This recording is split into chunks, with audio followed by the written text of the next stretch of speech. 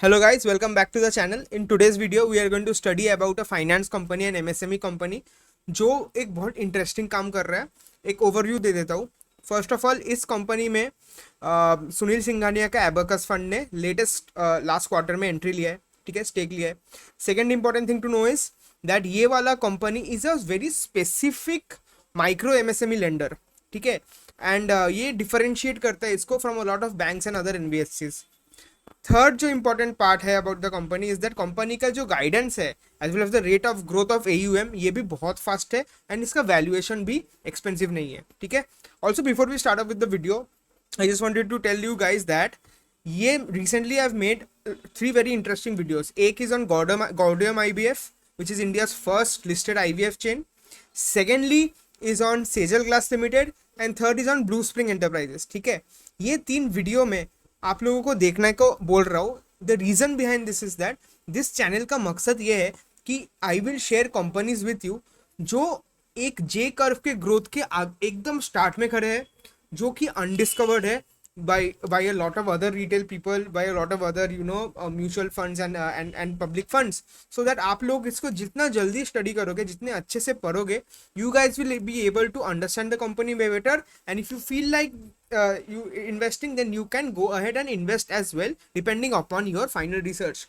तो this is not just about covering companies जो already market में बहुत अच्छे से स्केल होकर रखे हैं, everybody knows the name, but this is about finding companies and new businesses जो आगे बहुत ज्यादा ग्रोथ के अपॉर्चुनिटी रखते हैं. So without further talking let's start analysis of Aye Finance. So let's start off with our company. आज जो कंपनी का एनालाइज कर रहे हैं that is known as Aye Finance. Okay, AYE Finance. और ये India leading micro enterprise lender है. ओके, ये क्या करता है? Founded in 2014, iFinance is an RBI-registered NBFC ML focused on enabling credit access for underserved MSMEs across India. ठीक है, अब MSMEs के भी काफी कैटेगरीज होते हैं ना, ये माइक्रो MSMEs को टारगेट करता है. ठीक है, ये क्या करता है? It offered secured and unsecured loans to the micro enterprises for their working capital needs, for their expansion and for any other asset purchases. Mainly function कहाँ करता है कंपनी फंक्शन करता है in tier 2 and tier 3 cities primarily, जहाँ पे उनके पास 70+ unique clusters है. ठीक है, और ये सेगमेंट जो है ना, माइक्रो एमएसएमई सेगमेंट, यहाँ पे बहुत लार्ज अनमेट क्रेडिट डिमांड है with high barriers to entry driven by advance technological adoption, robust underwriting and strong collections capabilities. ठीक है, नाउ इनका जो लोन ओरिजिनेशन मॉडल है this is not at all outsource, this is completely in house originated, जो उनका underwriting quality ensure करता है that it is up to the standard and they have good customer insights. थोड़ा overall top level numbers देख लेते हैं. The company has 7,000 crore plus of assets under management, 5,000 crore plus in disbursements, revenue of rupees 1,567 crores. 21 states में 21 states of India में present है with 571 branches. They have over 10,000 employees. And the very interesting thing that I want you guys to see is that the backing by all of this private equity and all of this several global sovereign funds, all इधर Google Capital का नाम दिख रहा है, Elevation Capital का नाम दिख रहा है, Temasek Trust Asset Management है, Lightrock. So all of these are very marquee and very blue chip PE firms. So this is something that signals this company में ना there is some sort of a moat that is not easily crackable by other companies. Digital approach है company का, 500+ branches है, digital first collections है. So will look at that. इनका average ticket size around 1.8 lakh rupees है जो ये loan disburse करते हैं. That is average size of 1.8 lakh. Scaling देखते हैं कंपनी का. See, the company started in FY26 और नॉर्थ इंडिया में स्टार्ट हुआ था. ठीक है, उधर they started in 5 states. But if you see from FY 2016, each year the count of states, the count of their branches has grown. Abhi, if you look at FY 26, from 5 states they have, they have scaled up to 21 states, and the number of branches has grown from 172 in FY 20 to 571. Right? So ये जो branch के growth rate है that is itself almost like 3x in a period of 5 years. So that is extremely very good CAGR of growth. And assets under management भी इनका almost 6.56x हुआ है over just the last 4 years. तो company बहुत fast rate में अपना AUM को grow कर रहा है. Over the bottom you can also see कि किस पॉइंट ऑफ टाइम में what all investors were a part of this company. ठीक है, इन्वेस्ट करके जो रखे थे। अभी हम लोग इनका पैन इंडिया प्रेजेंस देख लेते हैं। If you look over here carefully you will see 571 branches है 21 स्टेट्स में, and it is like almost evenly split across most of the states of India.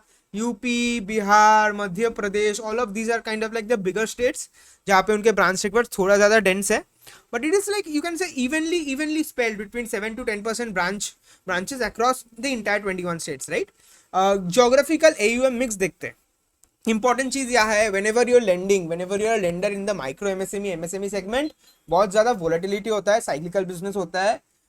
So there will be periods जहाँ पे आप लोग credit quality goes for a toss, right? Because of certain unfortunate incidents happening in parts of India, drought हो गया, famine हो गया, थोड़ा flooding हो गया, any kind of problem can lead to a issue in the collections efficiency and can destroy your PAT, right? तो इसके लिए you should look at a company जिसका ना geographical AUM mix is not concentrated to any particular regional area। तो अगर हम air finance को देखते हैं, you can clearly see that it is not at all concentrated in any particular area। in fact 43% जो है which is outside the top 5 states of India जहाँ पे उनका है, right? So that shows that none of the states have a majority। 17% जो है वो बिहार पे है, but 17% isn't like a 40 or a 50% concentration is from Bihar, right? So it shows that at least from a diversification point of view the company is doing well। So जब भी कोई problem आएगा तो कलेक्शंस में उतना vastly effect नहीं करेगा अगर रीजनल प्रॉब्लम हुआ तो। AUM बाय इंडस्ट्री भी आप देख सकते हो, काइंड ऑफ स्टेबल ही है। 50% in March 26, 51% came from the trading segment, फिर service, job work and lifestyle creating सारा कुछ है। They have around 6.4 lakh active customers that we are talking about. अब इनका पोजीशनिंग के बारे में थोड़ा बात करेंगे, राइट? पोजीशनिंग के बारे में बात करने के टाइम पे अब इनका पोजीशनिंग के बारे में थोड़ा बात करेंगे, right? So see look at this very carefully. You can see that banks और MSMEs ना, बैंक्स और MSMEs जो एकदम नीचे है, they primarily lend to organise micro MSMEs जिनके पास GST के फाइलिंग्स होते हैं, जिनके पास ITRs होते हैं, जिनके पास फाइनेंशियल रिटर्न्स होते हैं, राइट? और उनका turnover between 1 to 10 crores per annum होता है, income around 10 to 40 lakhs per annum होता है। इन सारे जो कस्टमर सेगमेंट्स कोहोर्ट होते हैं इसको बैंक्स और MSMEs टारगेट करते हैं। Then you have micro finance institutions, right? Micro finance institutions कहाँ पे टारगेट करते हैं? वो एकदम मार्जिनल कम्युनिटी को टारगेट करते हैं, मार्जिनल सेल्फ एम्प्लॉयड को टारगेट ज्यादा करते हैं। They do not much target the unorganise micro MSME sector. Micro LAP में भी ऐसा ही काइंड ऑफ भाग है। I finance on the other hand is fully invested in the unorganized micro MSME segment जहाँ पे एवरेज डिस्बर्समेंट उनका around 1.8 lakh का होता है। उनका जो कस्टमर कोहॉर्ट है उनके पास ज्यादा फाइनेंशियल डॉक्यूमेंट्स नहीं होते, almost like no financial documents except maybe the land property rights whatever होते हैं उनके पास। उनका turnover around 30 lakhs to 1 crore के बीच में होता है, एंड उनका income between 5 to 15 lakhs per annum. So this is kind of a segment जो आपका MFI का एकदम स्मॉलर सेगमेंट से सेगमेंट का रिस्क नहीं उठाता है, और बैंक का एकदम स्टेबल सेगमेंट का भी बेनिफिट नहीं उठाता है। It is somewhere there in the between जहाँ पे एड्रेसेबल मार्केट भी बहुत ज्यादा है and the largest amount of micro MSME presence is present. इनके कस्टमर्स कैसे दिखते हैं? It's very interesting. They are all micro scale MSMEs, ठीक है? आप देख लो, ग्रोसरी शॉप हो गया, it can be grocery shop होता है, टेलर्स हो गए, सैलून्स हो गए, ईटरीज हो गए, डेयरी फार्मर्स हो गए, वर्टिकल में शूज के बिजनेस वाले लोग, brass work, glass work, electrical work, handicraft, ये जो कोई भी छोटा स्केल का बिजनेस जिनको वर्किंग कैपिटल के लिए लोन की नीड हो, जिनको एक्सपेंशन के लिए लोन की रिक्वायरमेंट हो, जिनके पास मॉर्गेज देने के लिए सिर्फ अपना लैंड हो या फिर अपनी एक फैक्ट्री हो, ये सारे लोगों को इनका प्राइमरी कस्टमर है। They have an understanding of over 70 business clusters, manufacturing, trading, services and allied agriculture sectors में present है। Their average customer turnover we've already spoken about this। Predominantly access कहाँ पे करते हैं, branches कहाँ पे, Tier 2 and Tier 3 cities में, right? जहाँ पे ये customer base ज़्यादा रहते हैं। And 95% of the customers have their own residence or place of business और both। ये important है, because if the customer has their own residence, if the customer has their own office or a factory, if the customer has their own business area, then that is the kind of a collateral जो अपना lender I finance can keep as a mortgage and start giving loans to make their profile more securitized। Interesting है, important है। थोड़ा comprehensive product offerings के बारे में we will now speak. Product offerings क्या क्या है इनके? मॉर्गेज लोन से, सरल प्रॉपर्टी लोन से, सिक्योर्ड हाइपोथेटिकेशन लोन से एंड अनसिक्योर्ड हाइपोथेटिकेशन लोन से। अब if you don't understand any of this, let me just take you to Gemini and show you. Mortgage loans कुछ नहीं है, a loan that is given against a solid और permanent property, ठीक है। Specifically houses, business shops के ऊपर borrower actually owns and occupies ये mortgage loans दिया जाता है। तो बेसिकली इस केस में क्या होगा, मॉर्गेज लोन्स में क्या होता है कि you keep your business factory, you keep your business shop, you keep your home as a mortgage and उसके against you take up a bigger disbursement, bigger loan लेते हो आप, और लोन का एवरेज साइज अराउंड 5.3 लाख है as per I finance, ठीक है। Then सरल प्रॉपर्टीज लोन क्या होता है कि it means simple, right? It means देखो कि जो जो जो कस्टमर है उनके पास शायद एक्चुअली हाउस नहीं है, शायद एक्चुअली शॉप नहीं है, but he might just have the कागज for the land that he owns or open properties he have by power of attorney, whatever land अगर है सिर्फ आपके पास, and you want a loan and you want a small scale loan based on your land papers or your ownership papers of that piece of land or property, तो सरल property loans आपको दिया जा सकता है, आई फाइनेंस देता है and average disbursement around 1.9 lakh का होता है। Then there is secured hypothecation loans. Hypothecation मतलब प्लेजिंग, सिंपल भाषा में मतलब अगर सिक्योर्ड हाइपोथेटिकेशन में का मीनिंग ये है कि मैं अपना कोई भी business asset, whether it is like a machinery, equipment और मेरा स्टॉक या इन्वेंट्री, उसको मैं मॉर्गेज करता हूँ, बेसिकली मैं प्लेज करता हूँ आपको, एंड उस एसेट का जो वैल्यू है उसके ऊपर आप मेरे को लोन देते हो, and that helps me in my working capital और my short term loan requirements, right. और फाइनली क्या सेगमेंट होता है? Unsecured hypothecation loans. यहाँ पे होता है कि the entire value of the loan that the lender is giving is not fully backed by the assets or the business assets. कुछ amount back हो सकता है, 20-30% हो सकता है, but it is not fully backed. So in this case में क्या होता है? The loan amount is kind of in this case क्या होता है कि yields ज़्यादा बैंक को मिलते हैं। For example say I need quick funds for business expenses and I can only offer a small part of my stocks as a guarantee, ठीक है। और in this particular case आप लोगों को लोन मिल जाएगा, but the yield to the bank, the interest that the bank will charge you will be higher. Why? Because आपका securitize नहीं हो रहा है fully, and the interest rate will be obviously higher than the secured hypothetication loans. I guess ये basic risk to reward वाला scene तो आप लोगों को मालूम ही होगा। And the maximum number of loans, right? If I go back to the PPT, आप देखोगे the maximum number of loans out that is active in the market for I finance is from the unsecured hypothetication loan, which is very evident because मुझे क्या लगता है कि most of the loans that the people take from this bank would be for working capital requirements, right? Or unsecured hypothetication would fulfill the short term needs of the people. Clear है? I explained all of the product offerings very carefully and very easily to all of you. Now let us go and study a little bit about the company, ठीक है। Company को पढ़ने के लिए और थोड़ा उसका उसका कोर ट्रिगर्स में आने से पहले let's just look at two interesting things. एक चीज है कि कंपनी में ना प्रोमोटर होल्डिंग नहीं है, okay, it has 0 promoter holding as a professionally managed company. Sanjay Sharma MD and co founder है, विक्रम जेटली को फाउंडर है। कंपनी में गवर्नेंस का इश्यूज नहीं है, it is in fact backed by institutional investors, alphabet, British international, Temasek हमने देखा है। So it's not a promoter का स्किन इन द गेम का बात नहीं है इधर। A lot of financial companies are ऐसे भी not promoter backed, they are all professionally managed companies. So that is one thing I just wanted to make it clear to all of you. Company का market cap देख लेते हैं। Company का market cap as of the time of filming is around 4000 crore की market cap है। And interesting part ये है कि कंपनी का एसेट्स अंडर मैनेजमेंट 7000 करोड़ है। तो market cap to assets under management अगर आप देखोगे, so that is itself less than 1, which is indication that company is definitely not overvalued as of now. Core growth trigger के बात करते हैं, वेरी इंटरेस्टिंग, अच्छे से समझना है guys. I want you to understand from a point of business analysis जो आप कोई भी बैंक में कर सकते हो after you hear this business, okay. पहला core growth trigger is that my credit cost will get normalised. Let me zoom in a little. या my core credit cost will get normalised. देखो क्या होता है इसमें, I experience a systematic spike in credit cost during FY24 and FY25, right? I experienced a systematic spike in credit cost during FY24, FY25 due to overlending in the micro MFI segment. अब ये industry wide phenomena था, right? Full last year, post June 24, we saw that the microfinance cycle turned down. बहुत ज़्यादा NBA का issue हुआ, बहुत ज़्यादा collection efficient में problem हुआ, and that was across all microfinance lenders across various industries and segments, right? तो this is an industry wide phenomena ना. इसके वजह से क्या होता है, credit cost बढ़ जाता है.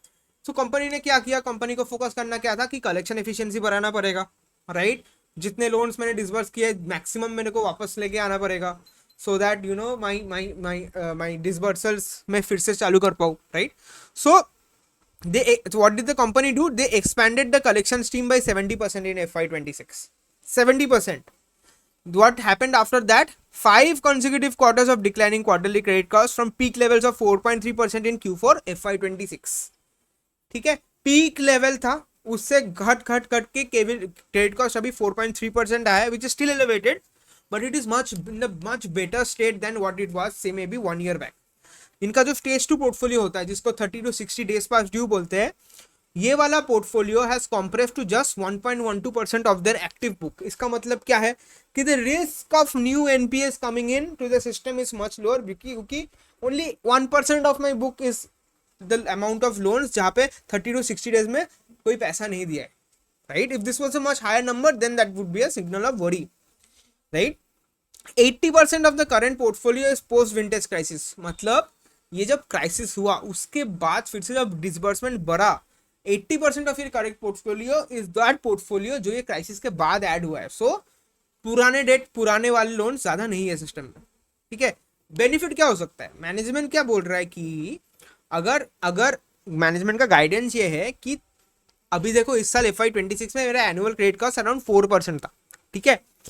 बट FY27 में I want to bring it down to 3.5%, right? So मेरा क्या होगा, मेरा डायरेक्टली क्रेडिट कॉस्ट कम होने से on AUM of around 8,000 crore मेरा 40 करोड़ की पैड बेनिफिट डायरेक्टली मेरा बॉटम लाइन पे आ सकता है, right? So this will help in the company growing its profit eight a much faster rate, right? So this is something you guys need to know.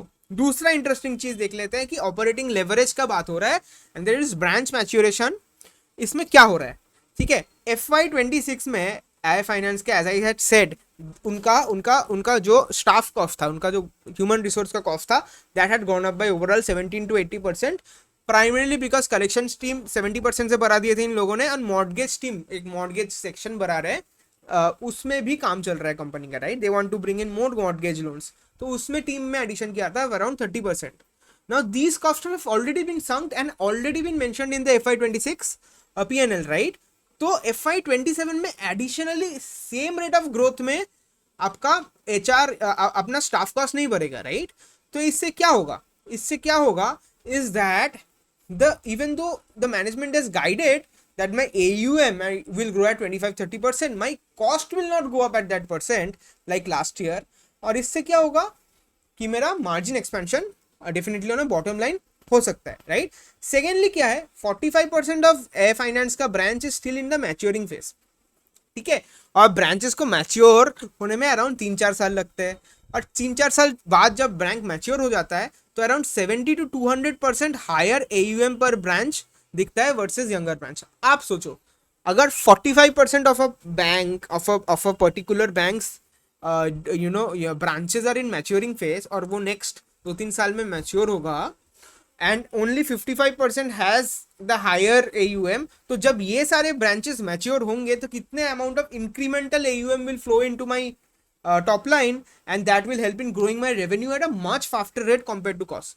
तो इससे क्या होगा, इससे मेरे को डेफिनेट ऑपरेशनल लेवरेज मिलेगा because my cost are not growing at the same level.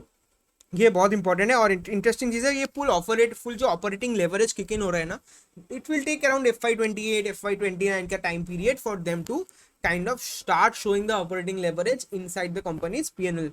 काफ़ी interesting है. Now AUM growth momentum, exit velocity के बाद करेंगे Q4 26 के, एंड मॉर्गेज की स्केलिंग के बारे में बात करते हैं, ठीक है? Q4 FY26 में डिसबर्समेंट कंपनी का अराउंड 1655 करोड़ था, which was 26% QOQ growth. इसका मतलब from Q4 of FY26 the company has slowly started ramping up if disbursements, और कंपनी ये पूरा करेगा अक्रॉस द नेक्स्ट ईयर, क्योंकि उनका AUM टारगेट क्या है, उनका AUM टारगेट 25 to 30% है, ठीक है। This was the highest strongest quarterly exit in IAS history. Management 25 to 30% AUM growth की बात की है। नाउ मॉर्गेज सेगमेंट में भी कंपनी ग्रो कर रहा है। नाउ मॉर्गेज सेगमेंट छोटा एक सेगमेंट था इन FY24, it was only around 12%, ठीक है। Right now the mortgage segment is around 23% of its AUM। Now mortgage segment के दो बेनिफिट्स होते हैं। एक बेनिफिट क्या है, मॉर्गेज सेगमेंट में सिक्योरिटाइज होता है, तो बेसिकली बिजनेस शॉप सिक्योरिटी पे लेते हो, कोलैटरल पे लेते हो, घर कोलैटरल पे लेते हो, तो अगर लोन वापस भी नहीं आए आप वो घर को ऑक्शन करके पैसा ले सकते हो, lender can receive a part of the money back, right. Secondly it is longer in tenure, 5 years की ऑन एन एवरेज एग्रीमेंट होती है वर्सेस 2 years फॉर हाइपोथेटिकेशन। मतलब कस्टमर स्टिकीनेस बढ़ता है, 5 year तक कस्टमर आपके साथ काम करेगा, आपको लोन देगा। Plus because these are longer tenure loans, these loans are also backed by collateral, तो कस्टमर को एक्स्ट्रा प्रेशर होता है वापस देने को पैसा, right. Understanding what I am trying to से।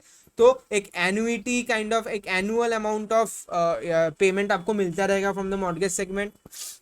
So this is something that you need to keep in mind also, obviously because of the bigger money involved in a mortgage loan, आपका prepayment risk भी कम हो जाता है, ठीक है। तो micro MSME segment itself is remains meaningfully underpenetrated also।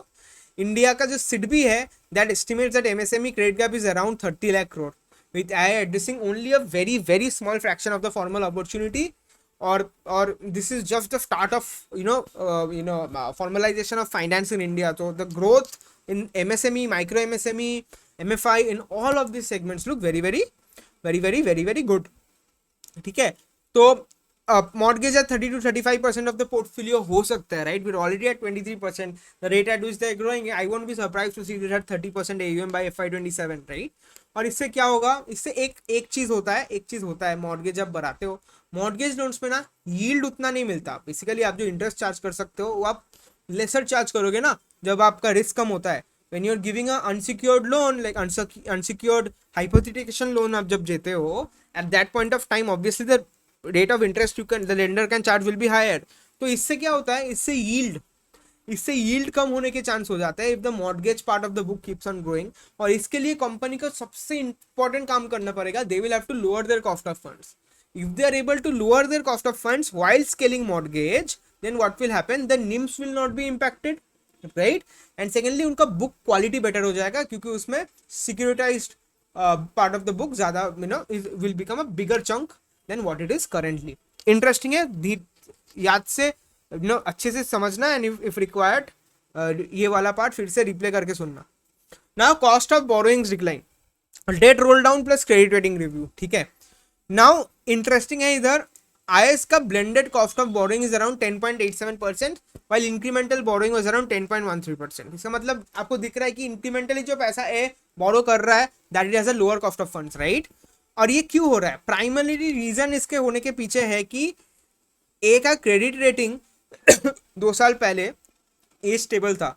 Now IPO के बाद इनके पास 710 करोड़ ऑफ फ्रेश इक्विटी आया है, नेटवर्थ बढ़ा है, ट्रैक रिकॉर्ड बढ़ा है। It's a high chance that any point of time इनको एक क्रेडिट रेटिंग रिव्यू होगा और इनका क्रेडिट रेटिंग अपडेट कर दिया जाएगा टू A+। अगर ऐसा होता है then again the incremental cost of borrowing will come down from by another 20 to 40 bips. Secondly approximately 2400 crore of legacy borrowings fall due for repayment in FY27। तो जब ये बोरोइंग्स रीपे हो जाएगा at a replacement rate of 10.13%, तो आपका around 80 Bips of savings तो आप उसमें ही हो जा रहा है। So this is going to directly impact the cost of borrowing and directly have a good thing to do with the net interest margin of this particular company.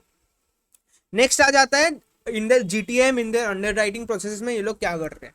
Now they are doing AI powered underwriting expansion, एक gen AI की pilot कर रहे हैं। इधर क्या कर रहे हैं, a completed significant pilot of a multi model LLM system. बहुत इंटरेस्टिंग है, मैंने ऐसे मैनेजमेंट जो बाकी ये बोला कॉन कॉल में, I was very impressed. What they are doing is that they are basically taking the pictures of the business stores and the estimated amount of inventory that the shop is having, the monthly sales values that the shop has, ये सारे के pictures ले रहे हैं and they are analyzing it through a multimodal LLM system। और ये analysis करने के बाद ना they are able to you know, they are able to get an understanding of the amount of money that they can underwrite to this particular business, to the particular people who are taking money from them, specifically in tier 2 cities. तो ये क्या कर रहे हैं, basically unstructured visual inputs को structured credit assessments में convert कर रहे हैं, which is something very very interesting. क्योंकि मोस्ट ऑफ द टाइम्स आप सोचो ये वाले सेगमेंट में, माइक्रो एमएसएमई सेगमेंट में ना, लोगों के पास ज्यादा फाइनेंशियल डॉक्यूमेंट्स होते नहीं है. Like as you saw, these people do not have formal ITRs, these people do not have GST invoices, right? तो अगर आप पिक्चर से, स्टोर की इन्वेंट्री से, स्टोर की साइज से, स्टोर की थ्रूपुट से एक एस्टिमेट लगा सकते हो using AI, then that is beautiful. That gives you a very good idea. अब हम लोगों को ऑब्वियसली चेक करना पड़ेगा कि the accuracy of all of these predictions need to be good. इसीलिए they have launched GenAI pilots to check this out. Now this is built on AI's proprietary dataset of 6.4 lakh borrowers across 70 plus customers, right? ये last जो last 10 years से ये business में है, and they are working with tier 2 cities के लोग with over 6.4 lakh existing customers and 70 clusters. तो इनके पास जो data है that is very rich, and that is why it is helping them compete and do better than other NBFCs जो ये particular segment में उतना अच्छे से अपना रिस्क को मैनेज करके लोन नहीं दे पा रहे. This is very very interesting, and अगर ये अच्छे से होता है, it could open up a wide variety of cases for them even in other segments of India. So ये बहुत इंटरेस्टिंग है, और ये देखना पड़ेगा कि ये कैसे स्केल अप होता है, right? Now once the scale up is done, they might do it certain soft launches in certain other geographies. तो उसका आउटकम, उसका कमेंट्री हम लोगों को ट्रैक करके देखना पड़ेगा. बट अगर ये होता है, this is definitely a very good technical mode. ये जो गूगल कैपिटल का partnership, and I feel this is something to do with this particular technology that they are trying out. This is the first time I am hearing this actually. Then they are also doing new product launches. Gold loan, solar lending में भी है. Now इसमें their plan is to launch at least one new product every year with gold loans and solar based business lending as the front runners. Market research for 2-3 products is in progress, which launch is expected in Q1 FY27. So we need to look at the Q1 FY27 results and see कि have they launched any particular thing. Right now 96% of ये product launch is important. क्यों है? Because 96% of AS existing borrowers own property but don't mortgage it, right? Insufficient loan size to justify the overhead. Gold loans offer a natural cross sell, right? Solar lending aligns with India's Surya Ghar Yojana and formalization put in tier 2. So gold loans का भी एक tailwind है, right? Solar lending का भी एक tailwind है. So these product segments might actually open up new businesses for them. अगर आप देख रहे हो, गोल्ड लोन का market in India is around 7 to 8 lakh crore market. वो 15 से 18% CAGR पे ग्रो कर रहा है, right? And even if over a period of 3-4-5 years अगर फाइनेंस 0.5% भी मार्केट शेयर ले पाता है इस बिजनेस से, they can add 350 to 400 crore of AUM into this by FY29-30. The timeline might differ, but the thesis is that this segment can open up new roads for the company. And obviously 100% priority sector lending की benefit मिलती है, and which is another structural mode the company has. So AIA का entire loan book qualifies as a PSL book. This is a rare competitive advantage. Banks under PSL targets must deploy credit to qualifying NBFCs at preferential rates. AIA consistently gets oversubscribed on PSL route funding, giving it a stable, competitive, priced liability franchise. No new entrant can match this on day one. ठीक है? It requires years of demonstrated learning to micro MSMEs to qualify. This structural mode is often underappreciated. Basically what they is saying is that जो bank से loan लेते हैं, right, players like I finance, इनका long term connection है with those banks. ये particular companies ने अपना repayment अच्छे से प्रूफ करके दिया है, and also because they are lending to the weaker section of the society, this comes under priority sector lending. तो ओवर सब्सक्राइब हो जाता है. सो कोई भी नया फिनटेक और एनबीएफसी कंपनी आके इमीडिएटली इनका ये पर्टिकुलर मोड को एक्सेस नहीं कर पाएगा. So these were all regarding the growth triggers of the particular company. अभी थोड़ा बात कर लेते हैं about the key risk in this particular thesis for investment in AI finance. देखो, first risk is that the credit quality में deterioration नहीं होना चाहिए, right? If there is a macro shock, drought, rural demand में collapse आ गया, geopolitical disruption हो गया, flooding हो गया, कोई भी टायर 2 में जो problems हो सकते हैं, तो फिर FY27 की बुक में स्लिपेजेस हो सकते हैं. अगर स्लिपेजेस होते हैं तो क्रेडिट कॉस्ट फिर से स्पाइक होगा above 5%, and that can definitely lead to collection efficiency slipping below 99%. उसमें आप लोगों का NPA बढ़ जाएगा, DPDs बढ़ जाएंगे, and overall the PAT will completely compromise because आप लोगों को प्रोविजनिंग करने की बहुत ज़रूरत पड़ेगी. So this is something that is very very relevant to track. But genuinely given that the microfinance cycle has bottomed out and we are again moving up, सारे microfinance lenders अपने disbursements को बढ़ा रहे हैं considerably. तो this looks like a good time to look into the microfinance space, specifically for a company जिनके पास थोड़े मोड्स है लाइक आई फाइनेंस, राइट. तो but obviously keep on tracking the collection efficiency, the DPD buckets. It should continuously be above 99.5% to indicate that there's not any particular problem. Then NIM compression from mortgage mix, ये काफ़ी interesting है. काफ़ी लोग ये बारे में सोच रहे होंगे कि मॉर्गेज लोन्स तो सिक्योरिटाइज लोन है तो यील्ड भी कम होगा. तो if the yield is reducing then मेरा निम्स पे प्रेशर पड़ेगा, NIMs will reduce, right. But this is not that simple. Obviously 23% of portfolio mortgage loan है. कंपनी इसको बढ़ा के 30-35% की टारगेट में लेना चाहती है इन 3 years, right. But mortgage loans का ऑब्वियसली 16 to 80% ही यील्ड है versus 24-26% in terms of unsecured loans. तो इन दैट केस अगर बहुत जल्दी स्केलिंग भी आप करते हो मॉर्गेज मिक्स को, देन ऑब्वियसली निम्स में प्रेशर पड़ सकता है. But you need to keep in mind NIM का और एक एंगल भी है. सिर्फ earning is not the angle, cost is another angle. But अगर आपका कॉस्ट ऑफ फंड्स कम होता जाता है, राइट, जो कि अभी आप लोगों ने बात की, अभी टॉक्ड अबाउट द रीजंस की कॉस्ट ऑफ फंड्स क्यों कम हो सकता है.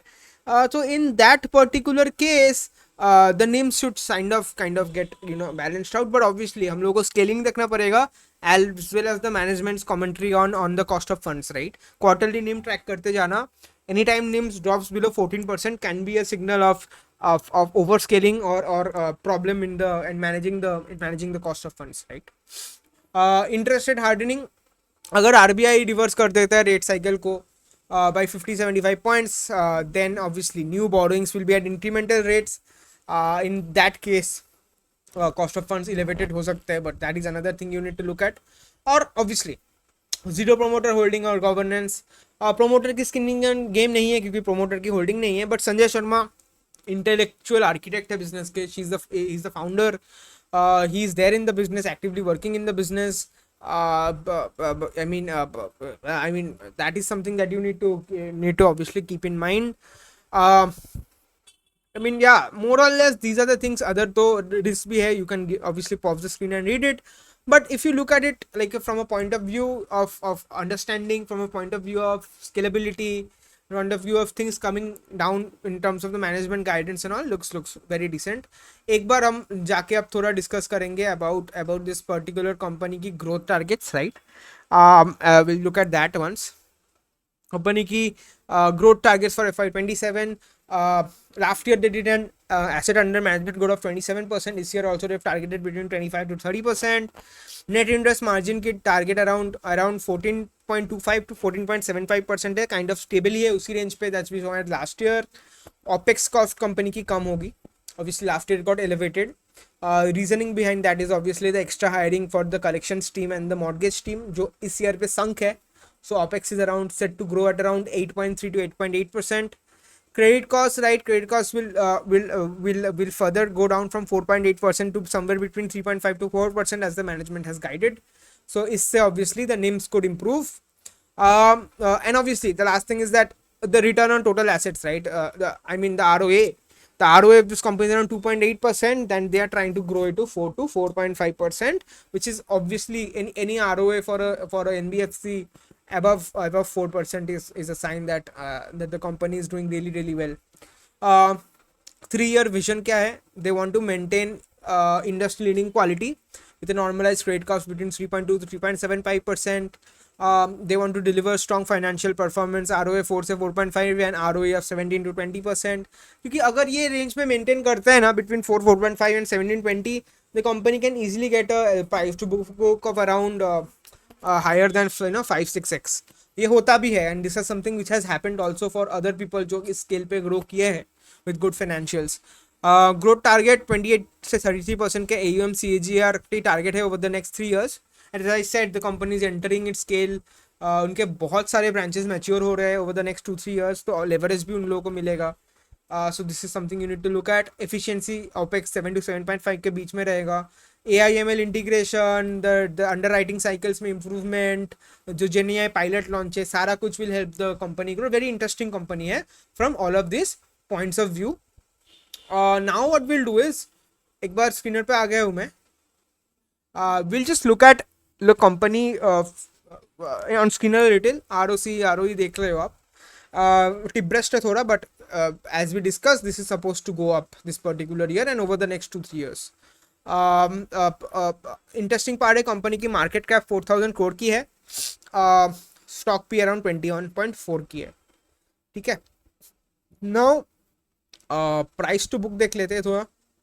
कंपनी का प्राइस टू बुक अराउंड 1.6 है, which is definitely going to get re-rated if their Q1, Q2 results are good, because if their ROE goes to 17-18% from the current 11%, and then ROE goes to 17-18%, and their ROA goes to 4-5% from the current levels of 2.7, definitely re-rating बनता है. Company should get at least 2x just through re-rating, but we'll have to look at the results for that.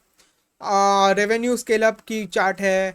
Over the years company ने बहुत अच्छे से scale up किया है. 495 करोड़ की revenue 21 से 1800 करोड़ की revenue, and profits have actually grown from 17 crore to 194 crore, more than 10x profit growth. Very good. In 3 years की average sales growth 43%, profit growth 53%. Very interesting, very good manage business मुझे लग रहा है. ऑब्वियसली बैंक्स में balance sheet, I am not going to focus much on it. Cash flows का नहीं देखना है ज़्यादा. FIIs, DIIs भी अगर देख रहे हो, some very good FIIs and DIIs. You have Goldman Sachs, BNP Paribas, you have DIIs में Nippon India, you have Bank of India, you have Abacus, as I've mentioned. Public में you have all of these people that are like interested in owning this particular company. Now let's look at the technicals of iFinance.